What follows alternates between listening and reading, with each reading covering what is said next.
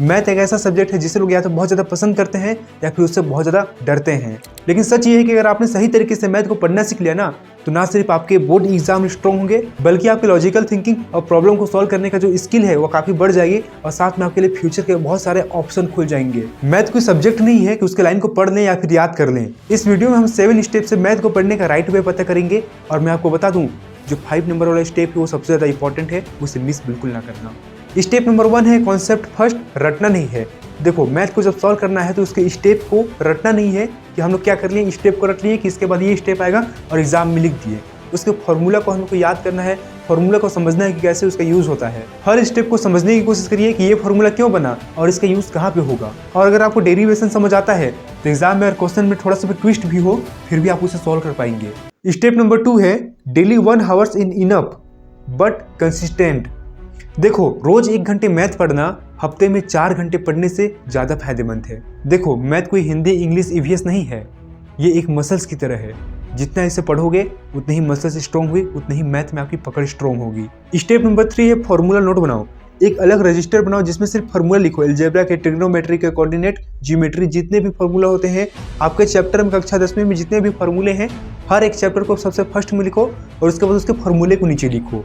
साथ में हर फार्मूला के नीचे एक छोटा सा एग्जांपल लिखो जिसमें वो फार्मूला यूज हुआ हो, क्योंकि रिवीजन के टाइम में यही गोल्डन नोटबुक आपको सबसे ज़्यादा हेल्प करेगी। अब जो स्टेप नंबर 4 है एनसीईआरटी फर्स्ट रखो, इसके बाद रेफरेंस बुक रखो।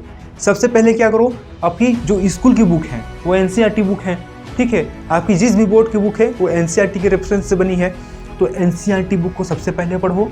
इसके बाद उसके कॉन्सेप्ट को पढ़ने के बाद मान लो कि मैं अलजेब्रा का चैप्टर पढ़ा, मैं 10 क्लास में हूँ या फिर 12 क्लास में हूँ, मैं अलजेब्रा का चैप्टर पढ़ा या फिर फिजिक्स में किसी एक चैप्टर को पढ़ा। इसके बाद एनसीईआरटी तो हमने कंप्लीट कर लिया 10 में। इसके बाद एक रेफरेंस बुक जो एडवांस बुक होते हैं आर एस शर्मा या फिर बहुत सारे जो मोटे मोटे बुक होते हैं उससे रेफरेंस उठाओ, उसी चैप्टर को निकालो, उसमें देखो कि जो इस चैप्टर का और कितने भाग हैं, इस चैप्टर के जो पॉइंट है और क्या क्या हो सकते हैं, सारी चीज़ों को डिटेल से समझो। क्योंकि एक बार आप उसके कॉन्सेप्ट को पकड़ लिए ना, उस चैप्टर के कॉन्सेप्ट को पकड़ लिए फिर कभी नहीं भूल पाएंगे। फिर उससे क्वेश्चन कितना भी घुमा के दे आप उसे सॉल्व कर पाएंगे। और अब आ गए हैं हम अपने स्टेप नंबर 5 जो एक सीक्रेट वेपन है और इस वीडियो का सबसे इंपॉर्टेंट पॉइंट है। पास्ट ईयर पेपर क्या है? Secret weapon. मिनिमम 5 साल के previous year question paper solve करो। इससे आपको पैटर्न समझ आएगा कि इस पैटर्न में क्वेश्चन पूछा जाता है, इससे आपको इंपॉर्टेंट क्वेश्चन के बारे में पता चलेगा। साथ में ही आपको एग्जाम में बहुत हेल्प करेगा क्योंकि आप इस क्वेश्चन को पहले से ही सॉल्व करके आ रहे हैं। वो क्वेश्चन जो बोर्ड एग्जाम छापता है उस क्वेश्चनों को आप पहले से ही सॉल्व करते आ रहे हैं, तो आपके एग्जाम में आपके अंदर कॉन्फिडेंस आएगा, मैं इस तरह के क्वेश्चन को सॉल्व किया हूँ, इसे भी चुटकी बजा के सॉल्व कर दूंगा।